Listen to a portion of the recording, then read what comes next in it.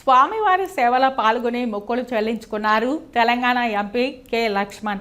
వైకుంఠ ద్వాదశి సందర్భంగా కుటుంబ సభ్యులతో కలిసి తిరుమల శ్రీ వెంకటేశ్వర స్వామివారిని దర్శించుకున్నారు తెలంగాణ ఎంపీ కె లక్ష్మణ్. దర్శన అనంతరం వేద పండితులు వేదాశీర్వచనం రంగనాయకుల మండపంలో అందించగా ఆలయ అర్చకులు తీర్థ ప్రసాదాలు అందజేశారు. ఆలయం వెలుపల లక్ష్మణ్ మాట్లాడుతూ వైకుంఠ ద్వాదశి రోజున స్వామివారిని దర్శించుకోవడం చాలా సంతోషంగా ఉందన్నారు. తిరుపతిలో జరిగిన సంఘటన చాలా దురదృష్టకరమని విచారం వ్యక్తం చేశారు. 6 మంది భక్తులు చనిపోవడం హృదయాన్ని కలచివేసిందన్నారు. ప్రభుత్వం ముఖ్యమంత్రి వెంటనే స్పందించి బాధితులను అన్ని విధాలా ఆదుకోవడాన్ని స్వాగతిస్తున్నానని తెలిపారు. ముఖ్యమంత్రి న్యాయ విచారణకు ఆదేశించారని గుర్తు చేశారు.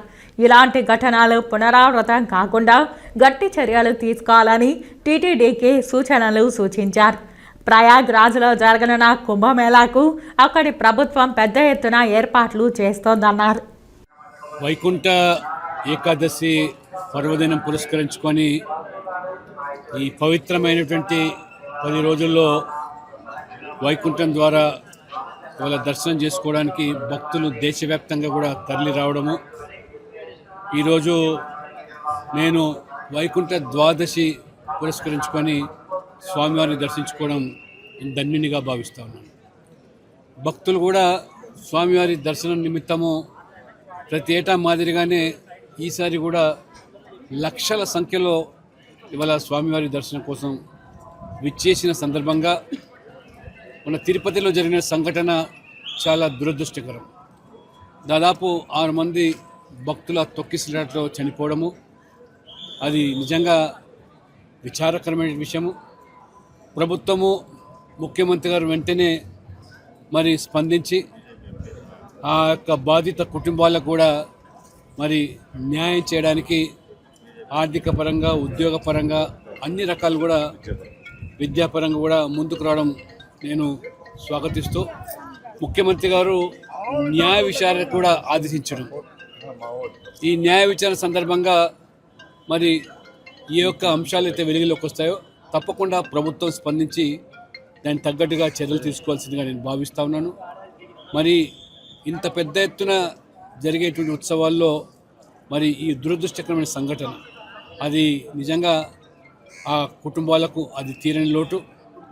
వారి భగవంతుడు వారి ఆత్మకు వాళ్ళందరికీ కూడా శాంతి చేకూర్చాలని, అందులో ఏ లోటుపాట్లు కానీ లేదా లోపాలు కానీ భవిష్యత్తులో పునరావృతం కాకుండా వాటి పట్ల కూడా ప్రభుత్వము బోర్డు అధికారులు కూడా జాగ్రత్తలు తీసుకోవాలని, అధికారులు కూడా ఇంకా ఇటువంటి పవిత్ర దినోత్సవాల సందర్భంగా అది బ్రహ్మోత్సవాలైనా మరి ఏకాదశి పర్వదిన సందర్భంగా అయినా ముందస్తుగానే అన్ని జాగ్రత్తలు తీసుకోవాల్సిన ఆవశ్యకత ఉందని ఇవాళ నేను గర్వపడుతాను. ఇవాళ హిందుత్వము సనాతన ధర్మం కోసము ఇవాళ మొత్తం ప్రపంచవ్యాప్తంగా కూడా ఏ రకంగా భక్తులు తమ విశ్వాసాన్ని చాటుకుంటున్నారో రేపు ప్రయాగ్రాజ్లో జరిగేటువంటి మహాకుంభమేళలో కూడా అక్కడ యోగి ప్రభుత్వం కూడా గత 6 మాసాలుగానే పగడ్బందీగా చర్యలు తీసుకుంటూ కోట్లాది మంది భక్తులకు ఆ పుణ్య స్థానాలకు కానీ లేదా ఆ భక్తుని సేవించడానికి ఎవరైతే వస్తున్నారో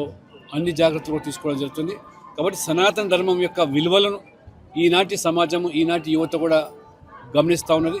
కాబట్టి సనాతన ధర్మం పట్ల మొన్న విజయవాడలో జరిగినటువంటి ఏదైతే హిందూ శంకారావం కూడా ప్రజలు స్వచ్ఛందంగా తరలి రావడం ఇది ఒక సంకేతంగా మనం గుర్తుంచుకోవాలి. కాబట్టి సనాతన ధర్మం పట్ల ఎవరైనా మరి దానికి మరి వికృతంగా దాన్ని మరి విమర్శించేదానికి అదొక ఫ్యాషన్గా మారిపోయింది.